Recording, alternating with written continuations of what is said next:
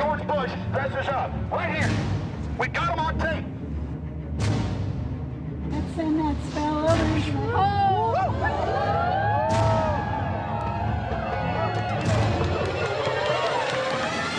Sir, everything. I don't owe you this comment. I know. I appreciate it. You have. This is what's called ambush journalism, and I disrespect you for that as well. So thank you and goodbye. Have you ever been in the ritual? That's none of your damn business.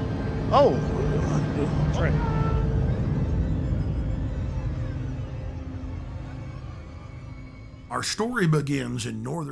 Vor über 100 Jahren verbreiteten sich in Nordkalifornien Gerüchte über okkulte Rituale in den Wäldern von Sonoma County.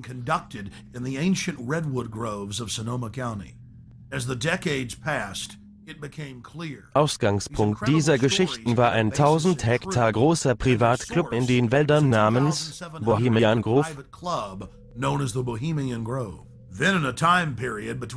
Zwischen 1975 und den frühen 1990er Jahren versuchten viele Reporter vergeblich, sich in den Grove hineinzuschleichen und wurden entweder hinausgeworfen oder verhaftet.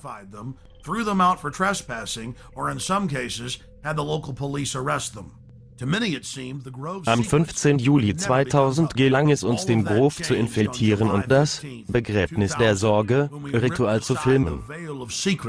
Sie sehen hier Videoaufnahmen, die ich selbst gedreht hatte während der Begräbnis der Sorgezeremonie im Bohemian Grove. Mein Dokumentarfilm Dark Secrets Inside Bohemian Grove zeigt auf, wie sich Weltenlenker jeden Juli treffen, um simulierte Menschenopfer an die kanaanische Gottheit Molech zu betrachten.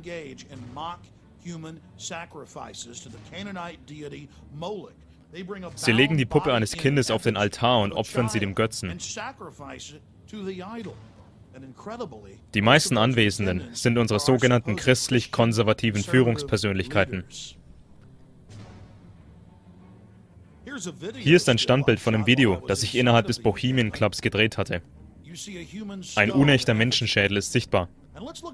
Molech ist eine semitische Gottheit, welche in der Bibel erwähnt wird und deren Anbetung gekennzeichnet war durch die Opferung von Kindern. Seit wir im Jahr 2000 die Grove-Mitglieder enttarnt hatten, wandten sie sich erstmals in begrenztem Umfang an die Öffentlichkeit. Sie veröffentlichten dieses Foto eines Rituals aus dem Jahr 1915. Sie sehen eine Person im Umhang und ein simuliertes Menschenopfer. Hier sehen Sie eine simulierte Hängung aus dem Jahr 1908. Und hier sehen Sie ein Foto von 1909, auf dem scheinbar einflussreiche Funktionäre in seltsamer Kleidung zu sehen sind und ein schwarzer Junge, der auf eine Art von Tisch festgebunden ist. Ich überlasse es Ihnen herauszufinden, was dort geschehen war. Im Jahr 2004 veröffentlichten Grove-Mitglieder dieses Foto von 1934, auf dem Männer in Kapuzenmänteln zu sehen sind. Die kanaanische Gottheit Molech wurde im alten Griechenland angebetet, in Babylon und später in Europa. Sie wird gewöhnlich als Eule, als Stier oder als anderes gehörntes Tier abgebildet und ihr werden Kinder geopfert. Es ist der Vorläufer aller modernen Todeskulte. Ich konnte dieses Titelblatt eines Programmheftes mit einer Abbildung der Begräbnis der Sorgezeremonie aus dem Grove mitnehmen. Mit einem Grafikprogramm wurde das Bild eines Skeletts in den Flammen erstellt.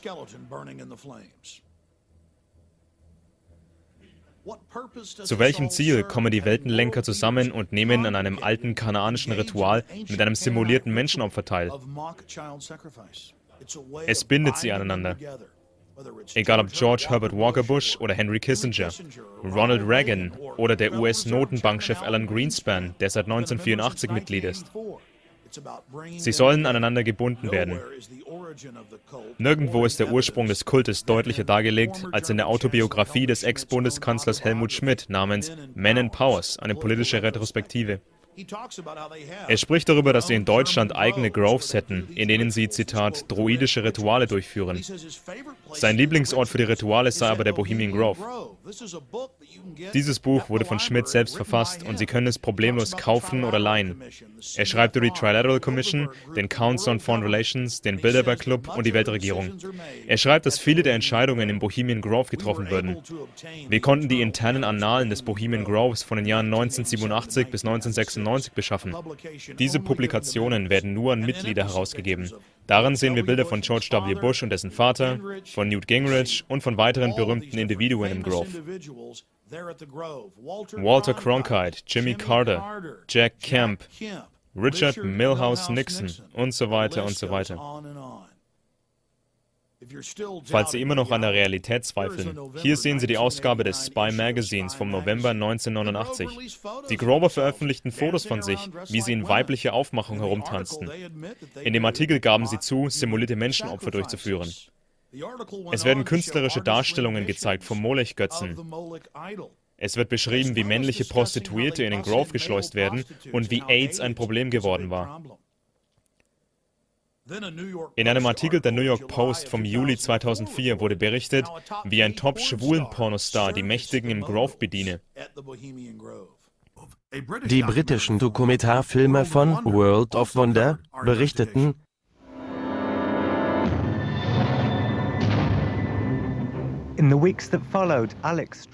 Alex bot seinen Film auf Video und als Download an. Überall im Internet war davon zu lesen. Die Neuigkeit verbreitete sich auf dem Planeten und die Leute waren erstaunt darüber. Sie waren darüber erstaunt zu erfahren, dass viele US-Präsidenten und britischen Premierminister, deutsche Kanzler, die Hollywood-Elite, die Köpfe der Wirtschaft und Wissenschaft sowie das Federal Reserve Chairman jedes Jahr um die Grove reisten und dass Präsidenten seit der Wende des letzten Jahrhunderts im Jahr 1900 dorthin zu gehen hatten. Sie waren über jede neue Offenbarung der Rituale schockiert. Dieser Film zeigt, was wir in den 5 Jahren seit unserer Infiltration dazu gelernt haben.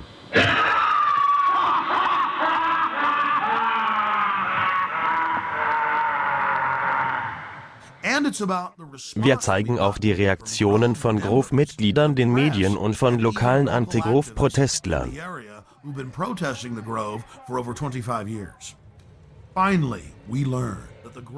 Der Grove ist ein einzelnes Kapitel einer globalen geheimen Gesellschaft, die nach einer Weltregierung strebt.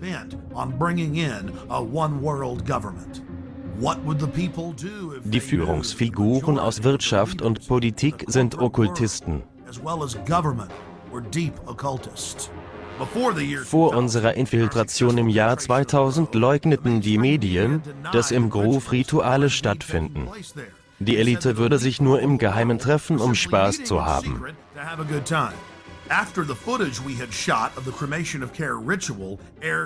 Nachdem das Video vom Grove-Ritual im britischen und amerikanischen TV gesendet wurde, berichtete der San Francisco Chronicle in bis zu 5 Artikeln pro Jahr über die bizarren Vorgänge im Grove. Schwarzer Neger traf dort mit Karl Rove auch die Entscheidung, bei der Gouverneurswahl in Kalifornien anzutreten.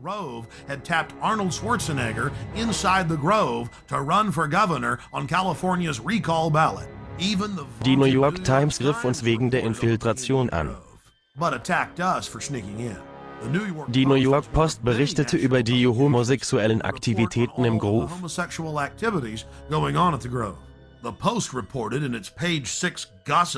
Der schwulen Pornostar Chad Savage bediene dort die Mächtigen. Der Grundtenor von all diesen Medienberichten lautete: Okay, die Elite trifft sich im Geheimen mit schwulen Pornostars und Prostituierten und fordert eine Weltregierung.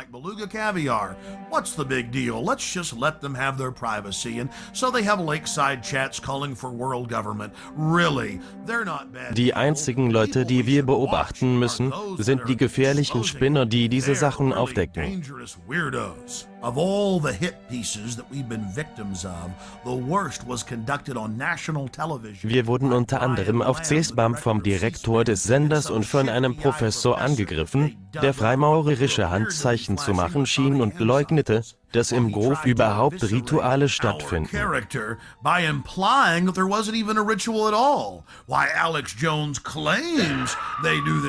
Zu der Zeit hatten Grover die Rituale längst zugegeben. Overnight they had a gentleman on by the name of Alex Jones, who has a Alex Jones hat eine Radioshow in Texas und die Neuigkeit wurde landesweit bekannt. Er spricht über den Bohemian Grove, dass dort alles geschieht, dass Entscheidungen getroffen werden, dass Tausende von Leuten hingehen. Und es gibt so eine Zeremonie mit einer Eule und so weiter. Haben Sie die Sache verfolgt? Ja, das habe ich.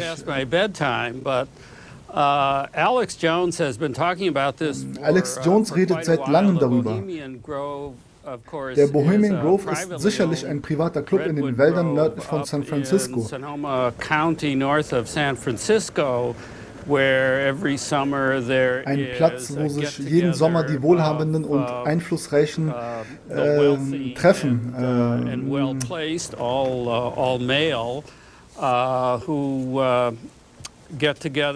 Dort kennenzulernen, sich Reden anzuhören und so weiter, in einer ungestörten Atmosphäre, ohne die Augen der Öffentlichkeit.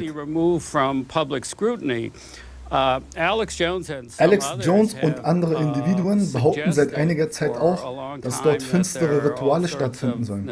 Menschenopfer sollen von der Elite begangen werden. Being committed by the elite who attend these gatherings. Viele glauben, dass die Bilderberger, die Triliteralkommission der CFR, die Freimaurer, die Illuminati, Skull and Bones, New World Orders und so weiter hinter den Kulissen regieren und eine neue Weltregierung planen. Du hast heute Nacht bestimmt mehr Informationen, als ich sie habe. Rufen Sie uns an und unterhalten Sie sich mit unserem Gast. Definieren Sie Illuminati. Die Illuminati waren eine kleine, quasi freimaurerische Gruppe, gegründet 1776 in Mitteleuropa.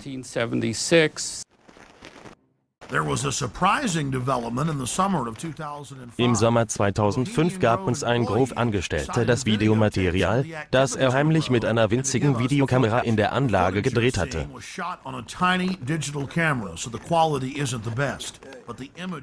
Dieser Grove-Angestellte möchte anonym bleiben.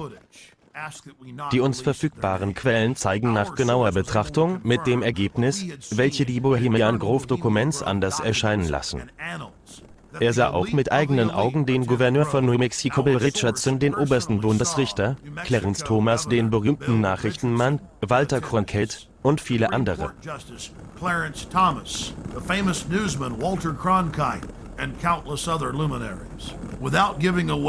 Ohne unsere Quelle preiszugeben, können wir Ihnen so viel verraten. Das elitärste Camp innerhalb des Grovers heißt Mandalay und die restlichen Grover dürfen nicht mal in die Nähe davon.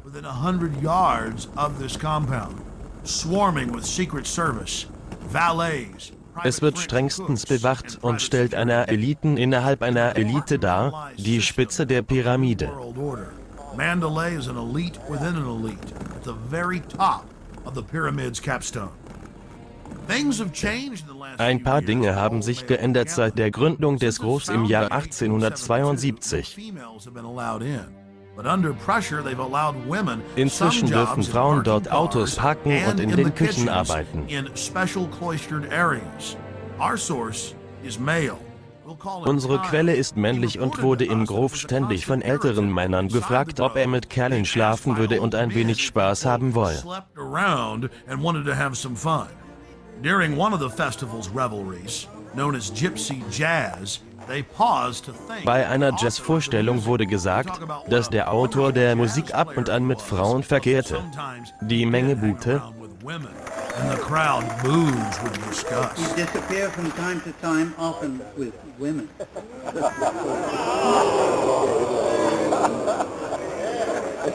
And the crowd boos with disgust. He disappeared from time to time, often with women.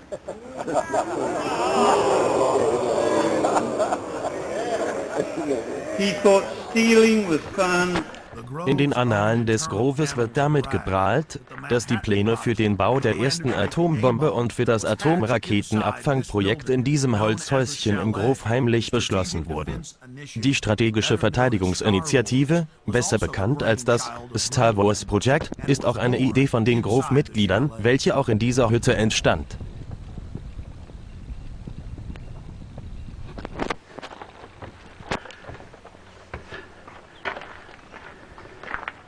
Am Höhepunkt des Kalten Krieges trafen sich Abgesandte der Sowjets heimlich mit Mitgliedern der US-Regierung im Grove.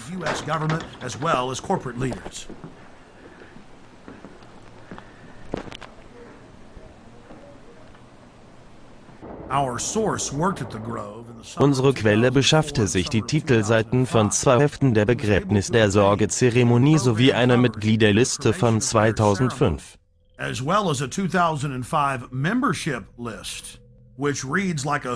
Letztere beinhaltet die Namen der US-Elite, Ex-Präsidenten Jim Carter, George Herbert Walker Bush, George Walker Bush, Henry Kissinger, George Shultz und so weiter.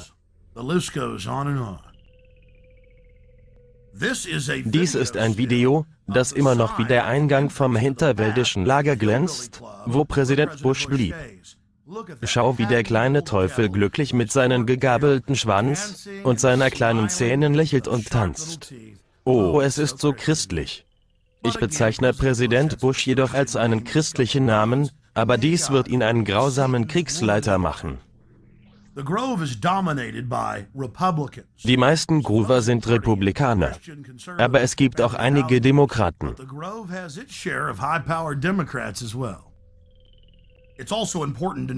Der Grove wurde 1872 von Journalisten der Westküste gegründet. Der Nationale Presseclub übernahm die Symbole des Groves für sein Logo. Die Gottheit Moloch in Form einer Eule, der gewundene Stab des Hohepriesters und die Lampe der ewigen Flamme, mit der der Priester seine Fackel anzündet, um dann die Menschengruppe zu verbrennen.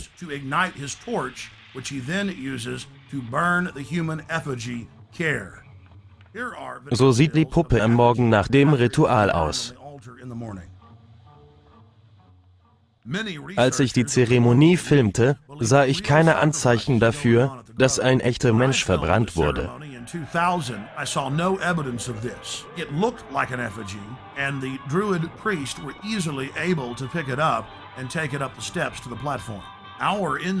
Unsere Quelle sagte uns, dass es insgesamt 4 Puppen gibt.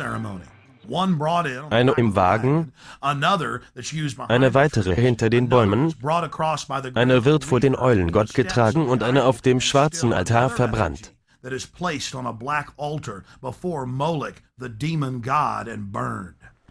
Sie sehen die ersten Videobilder, die in dem Steingötzen gedreht wurden.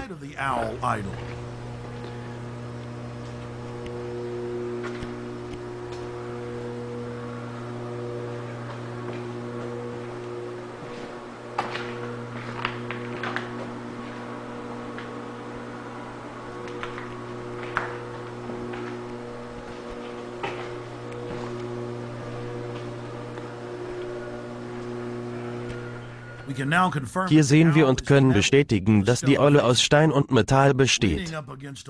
Hier ist der gepflegte Ortenskelett, die das Gewissen repräsentiert. Alles, was übrig blieb, ist das Ortenskelett.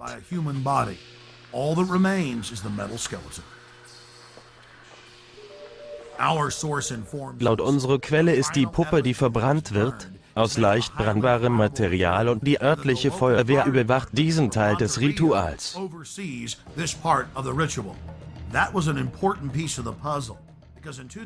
Als wir 2003 Feuerwehrmänner von Monterey nach dem Grove fragten, wurde diese sehr nervös und befahlen uns, unsere Kamera abzuschalten.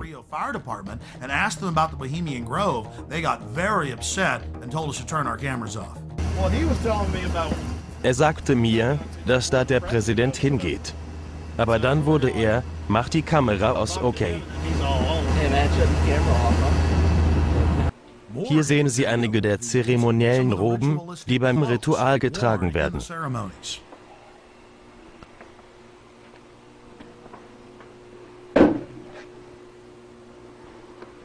Here are some more stills inside the grove.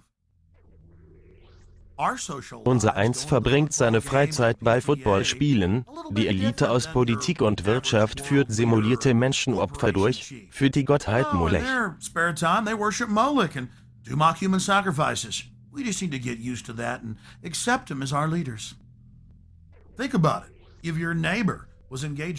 Wenn Ihr Nachbar simulierte Menschenopfer veranstalten würde, für den Dämon Molech, würden Sie diesem Nachbarn Ihre Kinder anvertrauen? Would you let that neighbor walk your dog or house sit or how about babysit your children? Würden Sie ihm unser Nuklearwaffenarsenal anvertrauen? Die Elite kontrolliert das Finanzsystem, den Kongress, die Polizei, und sie betrachtet uns als Vieh, als Sklaven.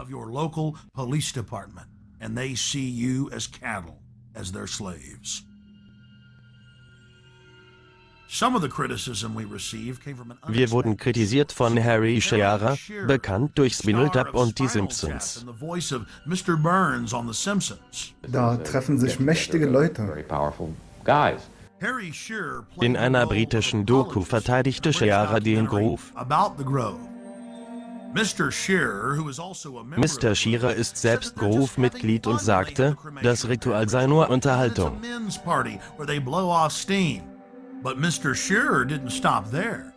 Doch damit nicht genug produzierte Mr. Shearer 2002 den Spielfilm Teddy Bear's Picnic, welcher nach eigenen Angaben auf dem Bohemian Groove basiert. Die Eule wurde zum Pelikan, die Puppe zur Zeit und das druidische Ritual wurde zu einem Party-Gag.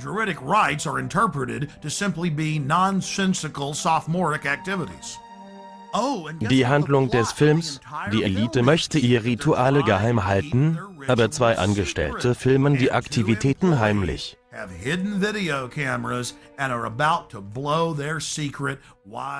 Auf wen sich dieser Film wohl bezieht? Eine Durchsage: Jeder, der auf der anderen Straßenseite parkt, muss sein Auto entfernen. You need to move your car.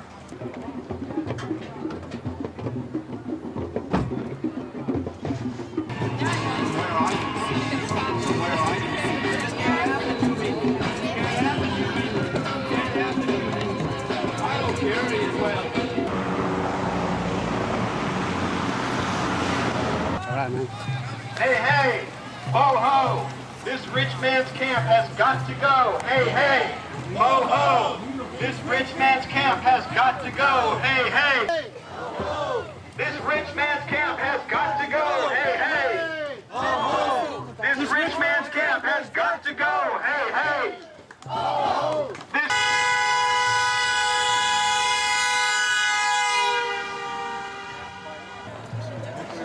So, are you one of the Grovers? I'm just here.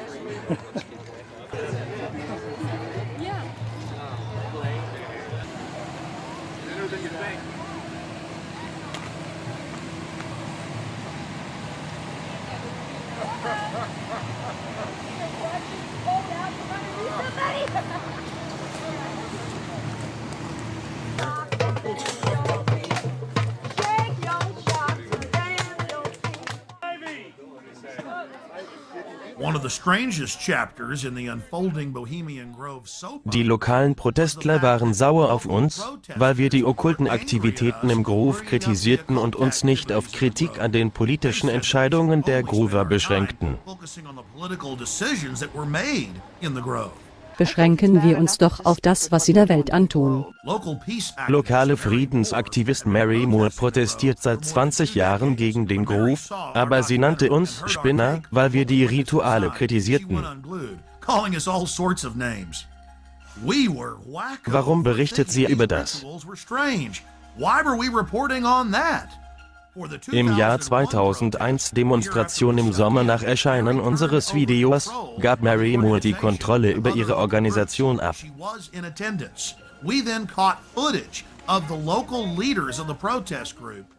Die Anführer der Proteste führten ihr eigenes Gegenritual durch. Sie hatten sogar einen Hexenkessel. Ich fragte mich, wo die Besen waren.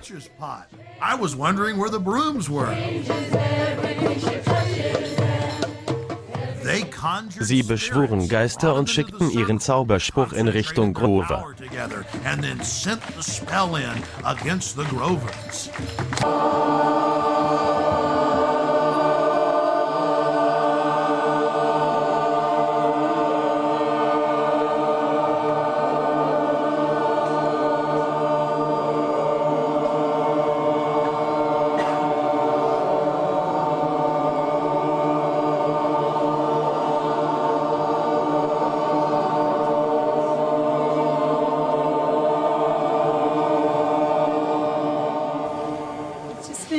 Ich spüre einen Schutzkreis um uns herum.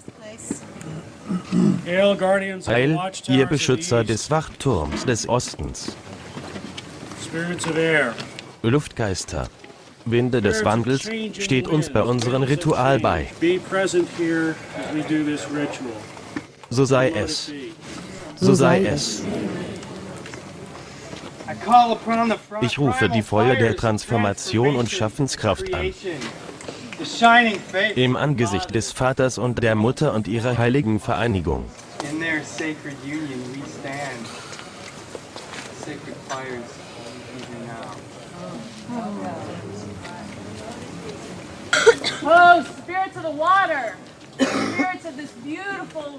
Geister des Wassers, wir fühlen euch in unserem Blut. Lasst uns euch willkommen heißen, denn wir sind eins. O Geister des Wassers. O Geister des Wassers.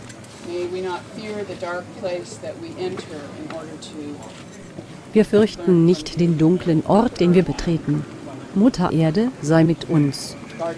So sei es. So sei es.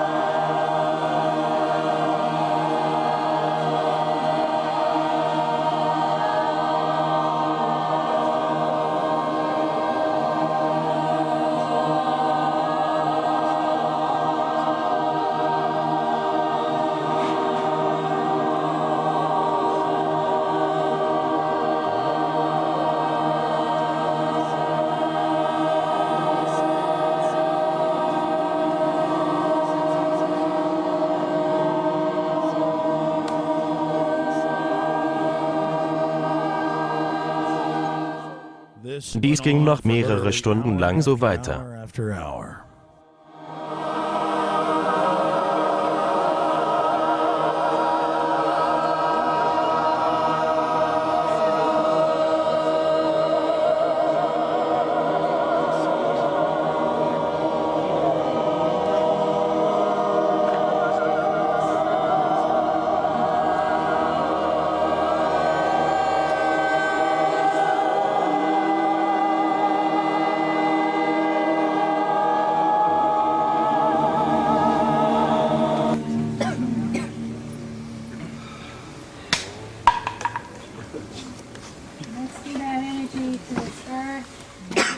Lasst die Energie herausfließen und umherziehen.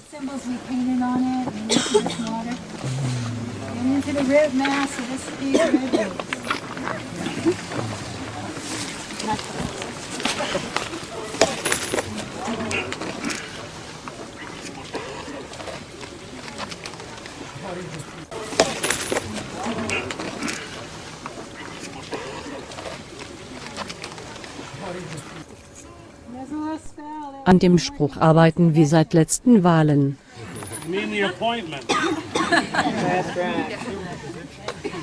Sprecht mir nach, lasst Kraft und Ressourcen fließen. Lasst Kraft und Ressourcen fließen zu denen, die sie für das Wohl der Erde, Zu denen, die sie für das Wohl der Erde und der Menschen nutzen. und der Menschen nutzen. Und entziehe sie jenen, die sie nicht dafür benutzen. Und entziehe sie jenen, die sie nicht dafür benutzen.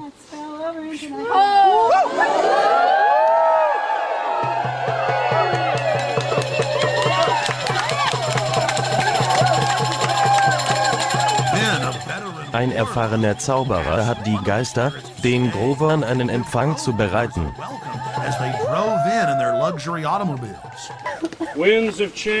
Geister der Winde, wir spürten eure Anwesenheit und bitten euch, zu verweilen und die Leute zu begrüßen, die kommen werden.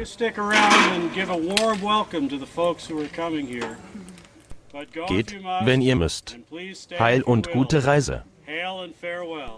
Heil und gute Reise.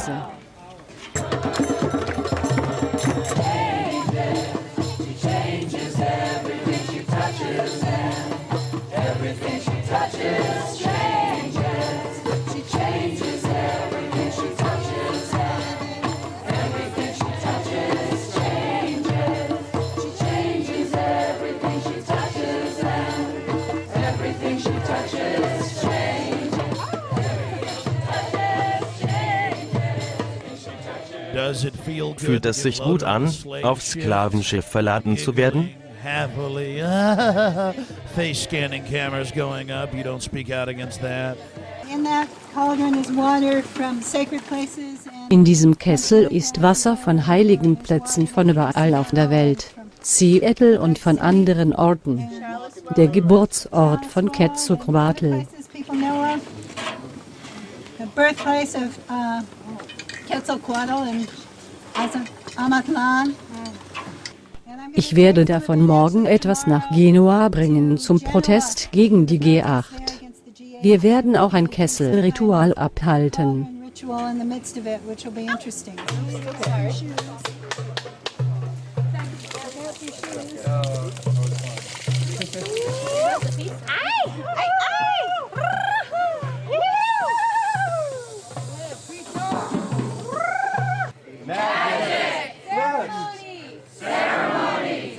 Now I'm beginning to realize why we're not supposed to talk Jetzt verstehe ich, warum sie nicht möchten, dass wir über die okkulten Aktivitäten im Grove berichten.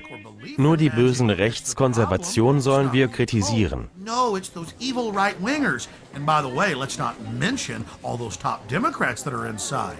It's pretty hypocritical. Now, to be fair, Mary Moore und viele der Protestler nahmen nicht am Ritual teil, aber die Anführer des Rituals führten den gesamten Protest an. Die Polizei sperrte sogar die Straße für das Ritual.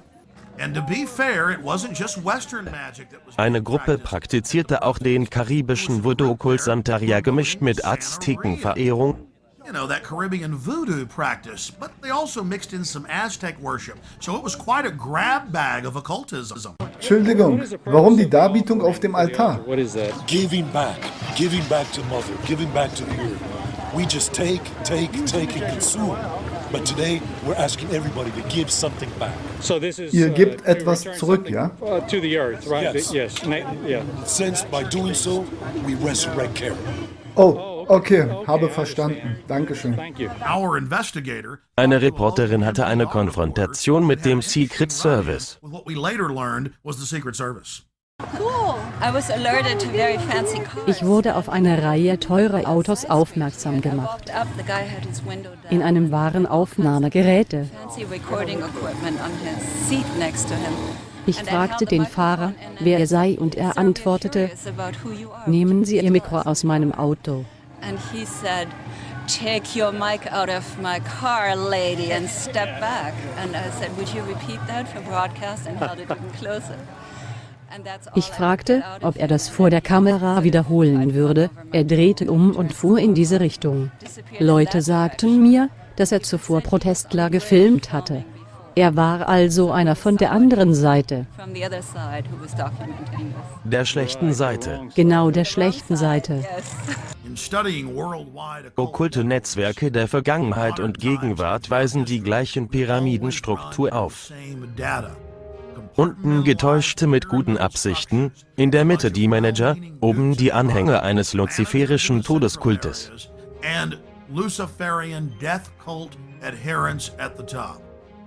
In Indien gibt es Kali, die höchsten Götter der Mayas und Azteken waren Totengötter, genau wie im alten Ägypten, Babylon, Rom und Griechenland.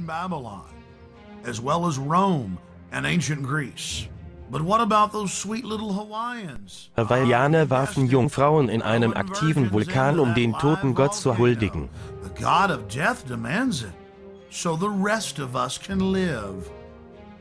Die Druiden erschlugen ihre Kinder und warfen sie ins Moor.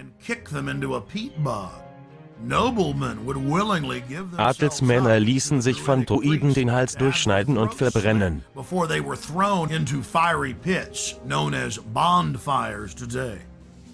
In Europa war es Tradition, den stärksten Krieger in schwierigen Zeiten in einer Holzpuppe zu stecken und zu verbrennen. Dieses Opfer sollte die Götter dazu bewegen, Leben zu schenken. Tod bringt Leben. Man nennt es kreative Zerstörung, aber in Wirklichkeit ist es nur ein Werkzeug der Elite, mit dem sie ihre Bevölkerung dominieren und ausbeuten.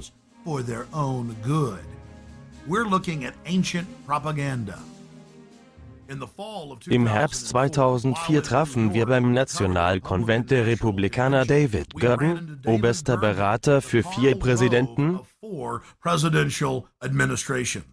Als wir in New York waren, trafen wir auf den Karl Rove von 4 Administrationen. David Gergen, Top-Berater der Präsidenten Ford, Reagan, George Herbert Walker Bush und Bill Clinton. Wir konnten unser Glück kaum fassen, denn David Gergen ist ein prominentes Mitglied des Bohemian Grove Clubs, des Ausläufers von Skull and Bones.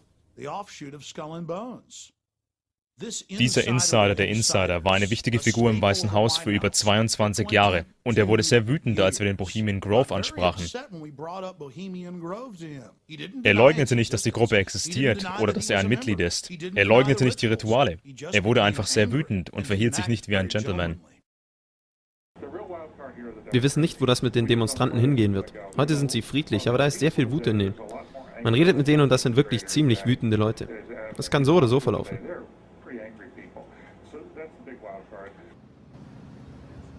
Hey, Mr. Gergen, können wir mal kurz mit Ihnen sprechen? Wo kommen Sie her?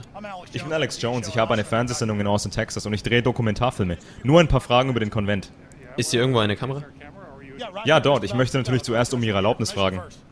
Okay, sehen Sie, ich muss... Nein, ich verstehe, nur 1 oder 2 Minuten. Okay. Wir sprechen mit David Gergen. Er hat mehrere Präsidenten beraten, hat mehrere Bücher geschrieben und ist ein Politanalytiker oder Politikwissenschaftler. Kommentator, was auch immer. Wie lange sind Sie schon in New York? So 4 Stunden. Was halten Sie von dem Zirkus? Ich habe noch nicht all die Demonstrationen gesehen. Ich habe noch nie so viel Sicherheitskräfte bei einem Konvent erlebt wie hier. Die Stadt ist fast abgeriegelt. Es ist erstaunlich und eine unglückliche Wendung für die Politik, dass wir so viel Polizei hier haben müssen. Es gab viele Berichte in den Nachrichten über eine erhöhte Terrorgefahr. Halten Sie das für möglich?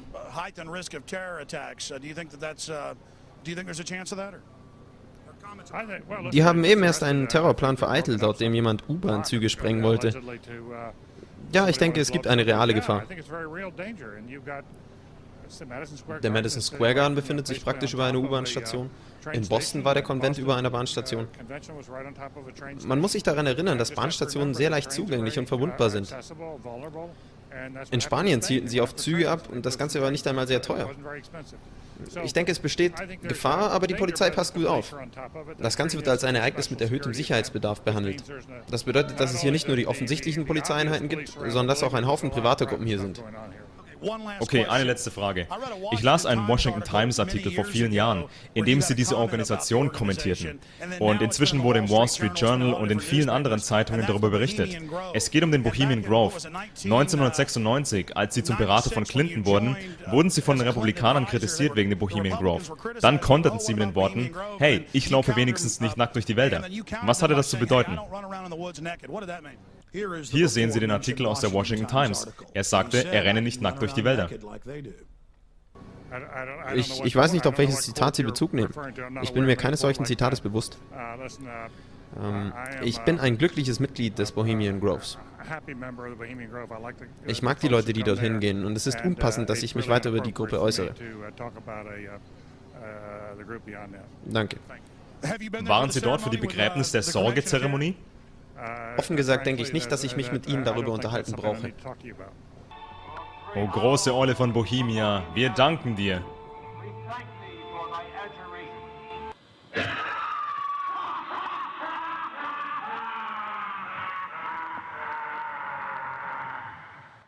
Waren Sie dort für die Begräbnis der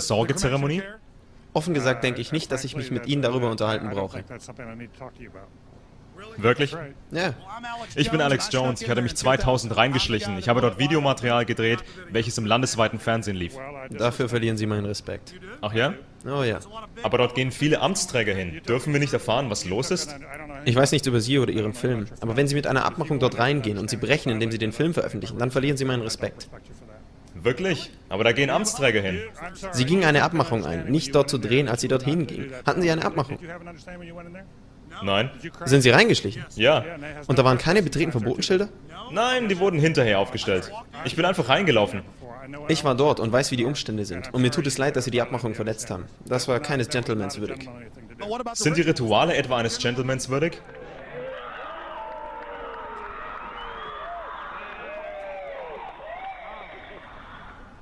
Sir, ich schulde Ihnen diese Antwort nicht. Ich weiß. Sowas nennt man Überfalljournalismus und dafür verlieren Sie ebenfalls meinen Respekt. Danke und goodbye. Waren Sie je beim Ritual? Das geht Sie verdammt nochmal nichts an. Hören Sie zu. Sie laufen herum, treffen Abmachungen mit Leuten und brechen diese. Sie überfallen Leute auf der Straße. Das ist eine unangemessene Form des Journalismus. Wenn Sie das so praktizieren wollen, dann erwarten Sie nicht, dass andere Sie dafür respektieren. Sie können das in Ihrem freien Amerika machen, wie Sie wollen.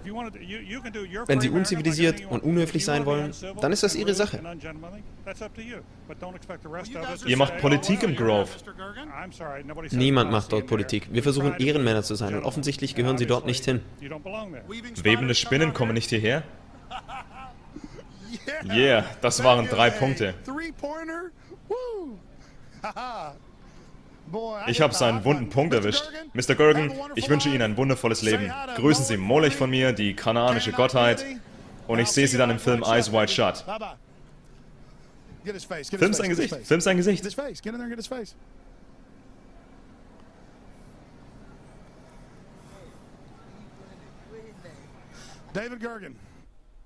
David Gergen sagt, dass wir wütend wären?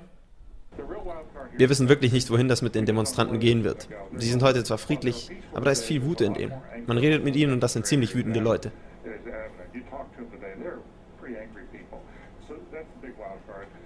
Waren Sie je beim Ritual? Das geht Sie verdammt nochmal nichts an.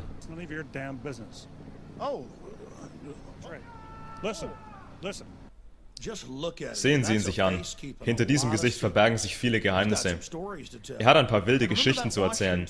Erinnern Sie sich an den Washington Times Artikel? Darin wurden die ganzen Organisationen erwähnt, von denen er zurückgetreten war. Die Trilateral Commission, der Council on Foreign Relations. Alles Gruppen, die eine Weltregierung etablieren und die Zerstörung von Amerikas Souveränität erreichen wollen. Diese Leute nehmen Geheimhaltung sehr ernst. Die Bedeutung des Wortes Okkult ist geheim. Geheim ist ein Teil ihrer Religion und auf die Verletzung der Geheimhaltung wird scharf reagiert. Okkultismus ist enorm weit verbreitet in unserer Gesellschaft und besonders in den Kreisen der Politiker und der Wirtschaftselite.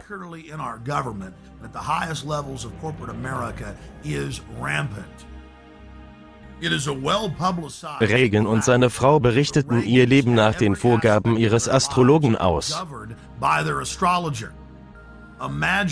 Ihre Handlungen wurden bestimmt durch ein uraltes okkultes System. Ihre Handlungen wurden bestimmt durch ein uraltes okkultes System. An ancient occult system that believed that the earth was the center of the universe. Eleanor Roosevelt hielt Seancen im Weißen Haus ab und versuchte, Kontakt mit den Toten aufzunehmen. 16 Jahre später hielt auch Hillary Clinton Seancen ab.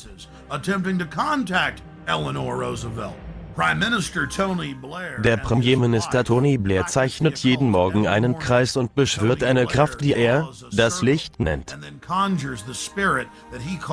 Er basiert Entscheidungen auf dem, was ihm der Geist zuflüstert.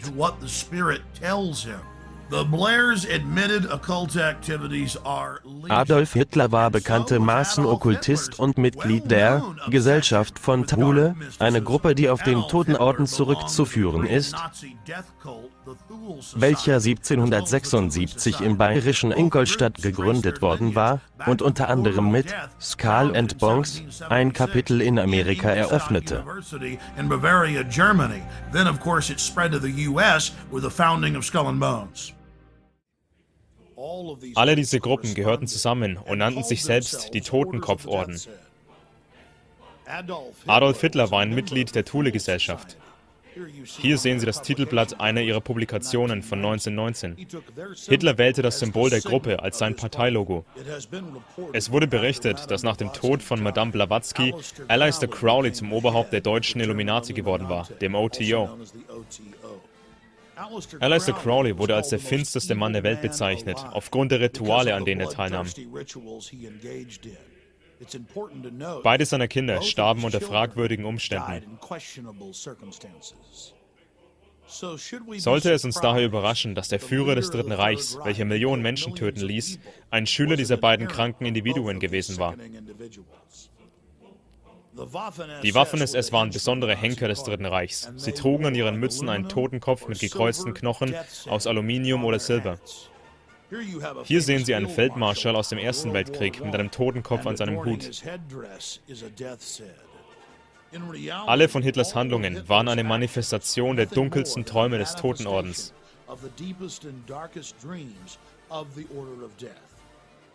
Erinnern Sie sich daran, dass der Skull and Bones Orden sowie der Bohemian Grove Ableger dieser globalen Bewegung sind. Die Nazis trugen Totenköpfe mit gekreuzten Knochen an ihren Mützen. Vergleichen Sie das mit dem Symbol von Skull and Bones und mit dieser frühen Nazi-Medaille, welche nicht nur aus einem Hakenkreuz besteht, sondern auch die Zahl 32 abgebildet hat. Wir sehen diese Symbole in der gesamten Nazi-Kultur. Hitler glaubte, dass sie von diesen Symbolen Macht beziehen würden, und er sprach öffentlich darüber. Hier sehen Sie ein Foto aus der Präsidentschaftsbibliothek von George Herbert Walker Bush. Er ist zusammen mit seinen Universitätskameraden abgebildet und in der Mitte befindet sich das Zeichen des Totenordens, der Totenkopf mit gekreuzten Knochen und der Zahl 322 darunter. Ihr wart beide in Skull and Bones, der Geheimgesellschaft. Es ist so geheim, dass wir nicht darüber reden können. Was bedeutet das für Amerika? Die Verschwörungstheoretiker werden ausflippen. Da bin ich sicher. Ich habe die Internetseiten nicht gesehen. Nummer 322? Erstens ist er noch nicht nominiert und, aber... Sind Sie bereit zu verlieren? Nein, ich werde nicht verlieren. Ihr wart beide Mitglieder von Skull and Bones, eine Geheimgesellschaft in Yale. Was sagt uns das? Nicht viel, denn es ist ein Geheimnis. Gibt es einen geheimen Handschlag, einen geheimen Code? Ich wünschte, es gäbe etwas Geheimes, das ich hier enthüllen könnte. 322, die geheime Nummer? Es gibt viele Geheimnisse, aber eins ist kein Geheimnis. Ich lehne die politische Richtung dieses Präsidenten ab. Die meisten Leute wissen nicht, dass der Skull and Bones Orden in Yale nur ein Kapitel einer größeren, weltumspannenden Organisation ist, vielen bekannt als die Illuminati. Das Symbol ist ein Schädel, gekreuzte Knochen und die Zahl 322. Skull and Bones ist der Name, den die Nicht-Eingeweihten, die Nicht-Mitglieder verwenden. Der wahre Name der Organisation ist der Totenorden oder Totenkopforden. George Bush und John Kerry wurden beide auf die gleiche Art eingeführt.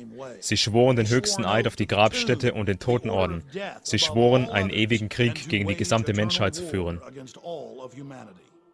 Im April 2001 gelangte ABC News an wenige Minuten Videoaufnahmen von einem kleinen Teil des Rituals, welches im Innenhof des Gebäudes abgehalten wird. Man wurde Zeuge von makabren Vorgängen, Gesänge wie »Der Tod ist der Tod« und »Der Teufel ist der Tod« während simulierten Menschenopfern. Präsident Taft war ein bekanntes Mitglied von Skull and Bones und im Jahr 1900 wurde er der erste Präsident, der den Bohemian Grove in Nordkalifornien besuchen durfte, ein Ableger von Skull and Bones. Seit 3 Generationen sind Mitglieder der Familie Bush Mitglieder bei Skull and Bones. Seit 3 Generationen reisen sie auch nach Nordkalifornien zum Bohemian Grove. Auch viele berühmte Nicht-Amerikaner wie der deutsche Ex-Bundeskanzler Helmut Schmidt waren dort. Hier sehen Sie Ronald Reagan und Richard Nixon im Jahr 1957 im Bohemian Grove. Beide Männer schrieben über die Organisation in ihren öffentlichen Memoiren. Schwarzenegger hat den Grove besucht, genauso wie Ex-Präsident Jimmy Carter.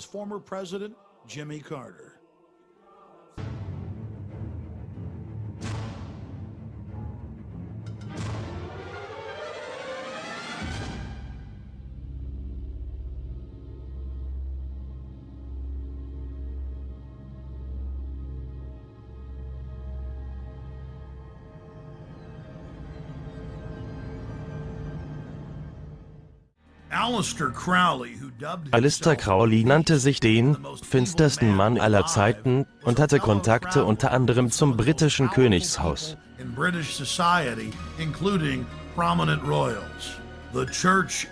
Die Church of Satan, der O.T. und der Golden Dawn, Skull und Bones, der Bohemian Grove, das Freimaurertum des schottischen Ritus, der 33.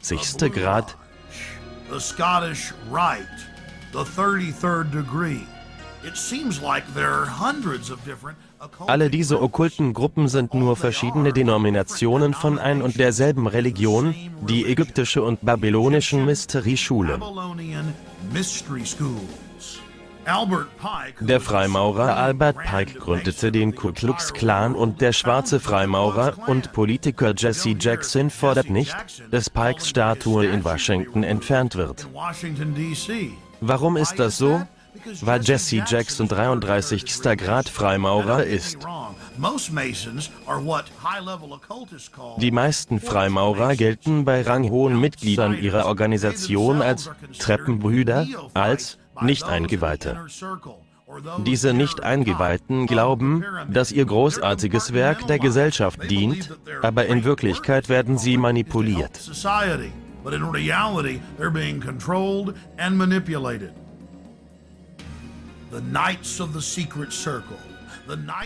Hochrangige KKK-Mitglieder nannten sich Ritter des Goldenen Kreises, die unterrangigen Nicht-Eingeweihten verstanden nicht, dass sie Teil einer freimaurerischen Organisation sind.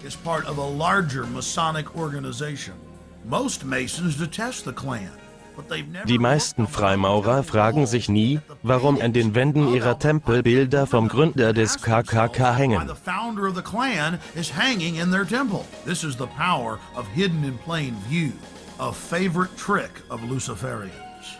Where did this dark thinking start?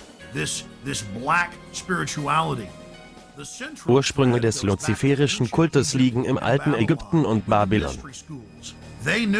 Wissen ist Macht und Geheimgesellschaften wurden gegründet, um Wissen zu beschützen wie Medizin, Architektur, Staatsführung und Agrikultur. Geheimgesellschaften waren die ersten Geheimdienste. Im Laufe der Zeit missbrauchten Eliten ihre Kontrolle über das Wissen, um ihre Bevölkerungen zu dominieren.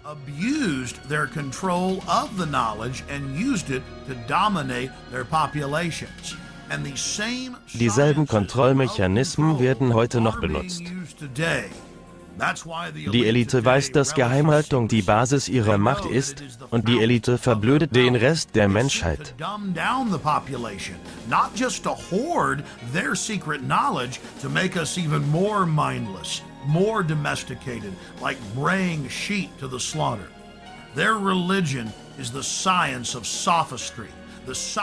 Die Elite praktiziert die Wissenschaft der Täuschung, des Despotismus, der Tyrannei, der Lügen. Sie töten, stehlen und zerstören. Diese Parasiten sind der Feind einer freien humanen Gesellschaft. Kennen Sie Ihren Feind. Stehen Sie ein für Liebe, Leben und Familie und bekämpfen Sie den geplanten babylonischen Sklavenstaat, die neue Weltordnung.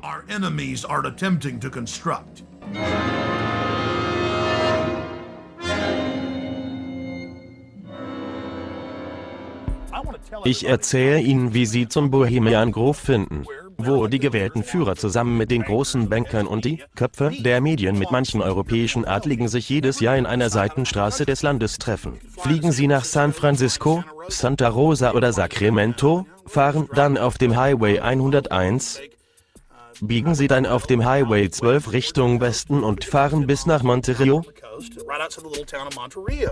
Sie fahren dann die Bohemian Avenue entlang, bis Sie zum Grove gelangen, wo die Mächtigen der Welt politische Entscheidungen treffen und in schwarzen Roben Molech anbeten. Among other things, set policy for much of the planet and dress up in black and red robes and worship, Molech. To purchase additional copies of this film, weitere Filme sind erhältlich bei wakeupproject.de or prisonplanet.com. Or to order, simply call toll-free 1-888-253-12 3139.